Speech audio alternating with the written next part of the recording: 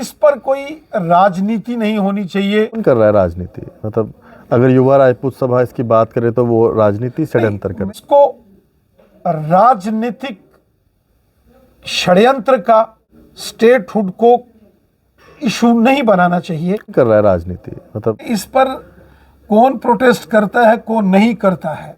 जम्मू कश्मीर एक बहुत sensitive state है। आपके मुताबिक यूटी ठीक है? आज कम से कम खुले आसमान में हर शख्स सांस तो ले रहा है। हमने आतंकवाद की बड़ा बुरा दौर देखा। राजनीति कर कौन रहा है? आपने शब्द का इस्तेमाल किया राजनीति, कौन कर रहा है राजनीति? कोई एनजीओ, कोई नॉन गवर्नमेंटल ऑर्गेनाइजेशन। इसको पॉलिटिकल एंगल से नहीं देखा जाना चाहिए।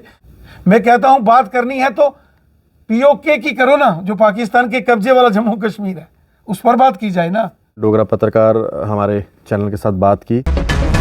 एक स्टेट हुड का बड़ा मुद्दा उठ रहा है और स्टेट हुड के ऊपर लगातार जो है बात अब थोड़ा सा शुरू हो चुकी है और पहले भी इसके ऊपर बात हुई। आपका जब यहाँ पर बतौर प्रेसिडेंट कार्यकाल था, यहाँ पर 370 भी हटा, यूनियन टेरिटरी में बदलाव हुआ हमारी स्टेट का। आपका क्या इसके ऊपर कहना है? क्योंकि अभी युवा राजपूत सभा की तरफ से भी कुछ इस तरह की एजिटेशन या प्रोटेस्ट की बात आई।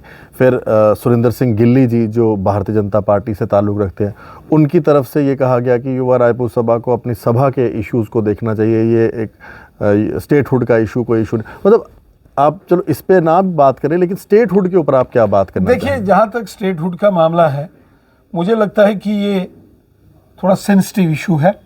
बड़ी संजीदगी के साथ प्रॉपर डिस्कशन के बाद इस पर कोई फैसला यकीनन लिया जाएगा। हमारे ऑनरेबल प्राइम मिनिस्टर साहब, ऑनरेबल होम मिनिस्टर साहब ने कई बार इसका जिक्र किया है और मुझे लगता है कि ये आपसी समझदारी के साथ, बड़ी संजीदगी के साथ, प्रॉपर डिस्कशन के बाद इस पर आगे बढ़ना चाहिए। इस पर कोई राजनीति नहीं होनी चाहिए। इस पर कोई राजनीतिक टीका टिप्पणी, राजनीतिक बयानबाजी नहीं करनी चाहिए। जम्मू कश्मीर एक बहुत सेंसिटिव स्टेट है। हमने आतंकवाद की बड़ा बुरा दौर देखा है। वो दौर भी आपने देखा कि जब कश्मीर के अंदर बाजार नहीं खुलते थे, पत्थरबाजी की घटनाएं होती थी, तो स्कूल, कॉलेज, यूनिवर्सिटीज नहीं खुल पाती थी। बंद के कैलेंडर इश्यूज होते थे। जब बाजार बंद, सड़कें सुनसान, स्कूल, कॉलेज, यूनिवर्सिटीज बंद, चारों तरफ बम, बंदूक, पिस्तौल, गोलियों और ग्रेनेडों का शोर होता था। आज जम्मू कश्मीर उस दौर से आगे निकला है।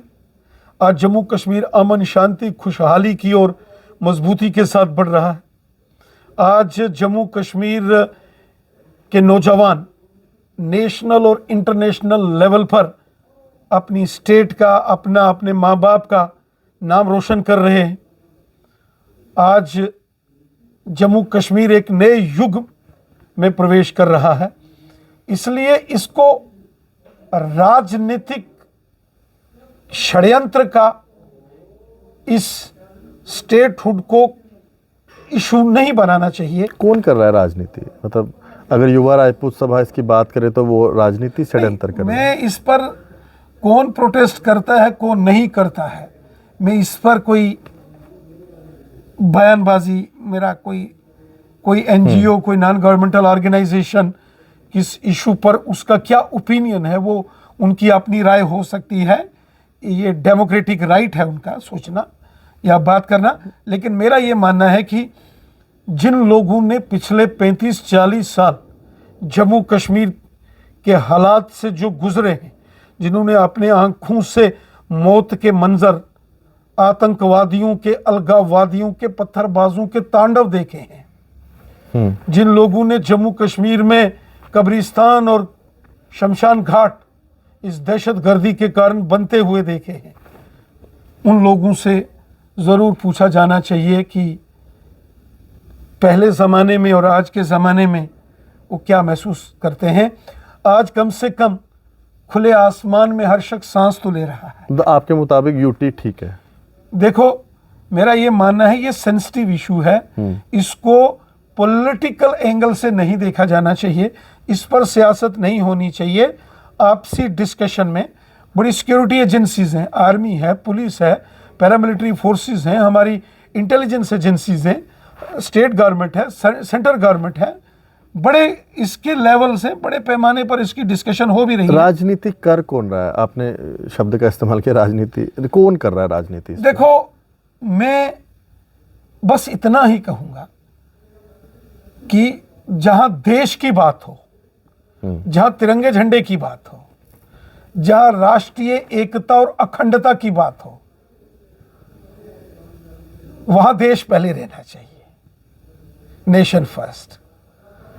एक दौर था कि कश्मीर के लाल चौक में क्लॉक टावर के ऊपर कौन से झंडे होते थे? ISI, पाकिस्तान, याद है ना? और आज उसी लाल चौक में, उसी क्लॉक टावर के ऊपर शान से हमारा तिरंगा झंडा लहरा रहा है। क्या उसको देख के सबको गर्व महसूस नहीं होता है क्या? आज चारों तरफ कश्मीर में अमन है। इस अमन, शांति, खुशहाली को देख के सबका सर गर्व से ऊंचा होता है ना। एक जमाना था कि आर्मी के जवान निकलते थे, पैरामिलिट्री फोर्सेस के, पुलिस के, पत्थरबाजी होती थी, कितने घायल जवान हमारे हॉस्पिटल्स में एडमिट होते थे। बंद के कैलेंडर्स निकलते थे और हमारे जवानों का क्या हाल होता था। और आज शान से हमारे जवान अपनी ड्यूटी देते हैं। आज शान से कश्मीर के लोग भी, जो कश्मीर के रहने वाले हमारे कश्मीरी भाई बहन हैं, कम से कम आज वो तो सुख की सांस खुले आसमान में ले रहे हैं। आज आप जाओ ना पुलवामा, शोपियान, कुलगाम, अनंतनाग, कोकरनाग, वेरीनाग, बिजबिहाड़ा, त्राल, सोपोर, त्राल जाओ ना। आज बड़गाम, बांडीपुरा, गांदरबल, कुपवाड़ा, बारामूला, चारों तरफ देखिए ना किस तरीके से शान से 26 जनवरी के जश्न बनाए गए, 15 अगस्त के जश्न बनाए गए, तिरंगा यात्रा, घर घर तिरंगा यात्रा निकली। कितनी शान से कश्मीर घाटी के अंदर तिरंगा झंडे की यात्राएं निकली। कश्मीरी स्टूडेंट्स ने हाथों में तिरंगे झंडे लेकर कौमी तराने गाए, बच्चों ने गीत गाए, सारे जहां से अच्छा हिंदुस्तान हमारा, हम बुलबुले हैं इसके ये गुलिस्तान हमारा। सारी दुनिया ये देख रही है ना। ये मंजर पहले नहीं थे जनाब। कश्मीर के लोगों के दिल में अमन है, शांति है, खुशहाली है, भाईचारा है, वतन परस्ती है, हुब्बुल वतनी का जज्बा है कश्मीर के नौजवानों में भी, मैं मानता हूं। लेकिन ऐसा माहौल था कि वो दबे हुए थे, वो बात नहीं कर पा रहे थे। जो मुल्क की, देश की तिरंगे झंडे की बात करता था, शाम को उसके घर में आतंकी हमला होता था, उनके घरों में खून खराबा किया जाता था। आज वो दौर खत्म हुआ है जनाब। आज कश्मीर के बच्चे यूनिवर्सिटी, कॉलेजेस और स्कूल्स में शान से जाते हैं। तो आपके तो ये बड़ा परिवर्तन है। आज रेलगाड़ी जम्मू से श्रीनगर जाने वाली है, दिल्ली, जम्मू, कटरा से होती हुई अनंतनाग, श्रीनगर, बारामूला तक रेलगाड़ी जाएगी जनाब। आज बड़े बड़े highways, express highways, ring roads, ये किसकी देन है जनाब? मोदी साहब की, भारतीय जनता पार्टी की। आज कश्मीर में G20 का सम्मेलन होता है।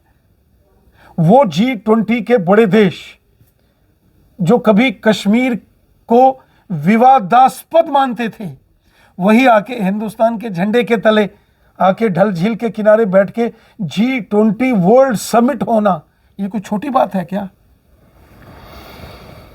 तो ये बहुत बड़ी अचीवमेंट्स हुई हैं। तो इसलिए अगर आप in the interest of nation,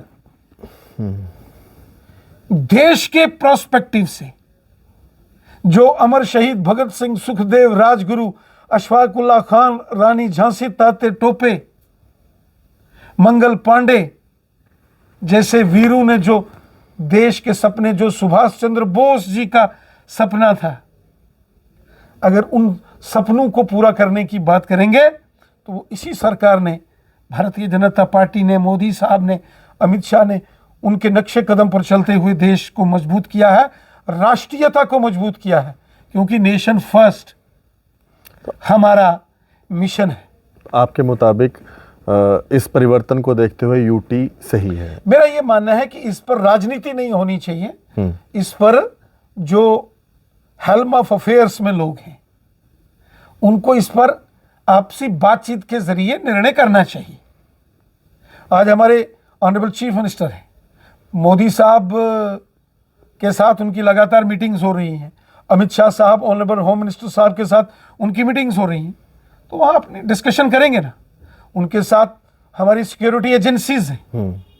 ये इमोशनल इशू नहीं है, ये राजनीतिक विषय नहीं है, ये एक राष्ट्रीय विषय है, देश हित से जुड़ा हुआ, देश की एकता और अखंडता, देश की टेरिटोरियल इंटीग्रिटी और सवर्निटी की बात करने वाला ये विषय है।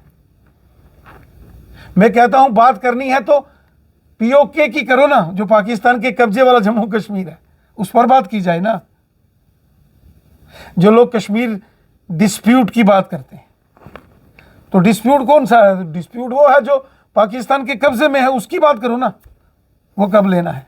जो लोग महाराजा गुलाब सिंह साहब की रियासत, महाराजा हरि सिंह साहब की रियासत की बात करते हैं, तो उस रियासत में मीरपुर, कोटली, भिंबर, बाग, प्लंदरी, देवा, बटाला, नीलम वैली, मुजफ्फराबाद, गिलगित, बल्टिस्तान, अस्करदू, शक्सम वैली, उनकी बात होनी चाहिए ना। जो जनरल जोरावर सिंह साहब को नमन करते हैं, तो तिब्बत, मानसरोवर देशाधिपति, तो वहां की बात होनी चाहिए ना।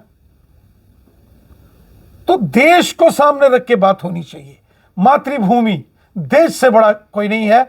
और जब बात देश की हो तो सियासत नहीं, एक होता है राजनीति, दूसरा होता है राष्ट्रनीति। जब राष्ट्रनीति हो तो राजनीति नहीं होती है। देश से ऊपर क्या है? देश से ऊपर कुछ नहीं है। देश है तो हम हैं, देश से हमारी पहचान है, तिरंगे झंडे से हमारी पहचान है, तिरंगे की शान में हम सब की शान है। बहुत शुक्रिया सर। रविंदर रैना जी से हमने समय लिया था, इसके लिए आपका धन्यवाद सर। आपने डोगरा पत्रकार हमारे चैनल के साथ बात की, आपका बहुत बहुत धन्यवाद। बात करने का जो मुख्यतः हमारे मुद्दे थे, 100 दिन उमर अब्दुल्ला जी की सरकार, क्या उमर अब्दुल्ला जी की प्रधानमंत्री नरेंद्र मोदी जी या होम मिनिस्टर अमित शाह जी के साथ लगातार जो बैठकें हो रही हैं, उसमें क्या आने वाले दिनों में अलायंस देखा जा सकता है, या फिर स्टेटहुड और यूनियन टेरिटरी का जो मुद्दा इस समय गरमाया हुआ है, उसके ऊपर क्या कहना है रविंदर जी का, वो आपने सुन लिया कि देश से ऊपर कुछ नहीं है, पहले देश, और इसे सेंसिटिविटी देखते हुए इसके ऊपर जो है डिसीज़न भारत सरकार को लेना चाहिए। ये एक पॉलिटिकल इशू नहीं है, इसे पॉलिटिकल षड्यंत्र ना बनाएं, ये कहना है रविंदर रैना जी का। धन्यवाद। राम राम। सनातन धर्म की जय। राधे राधे।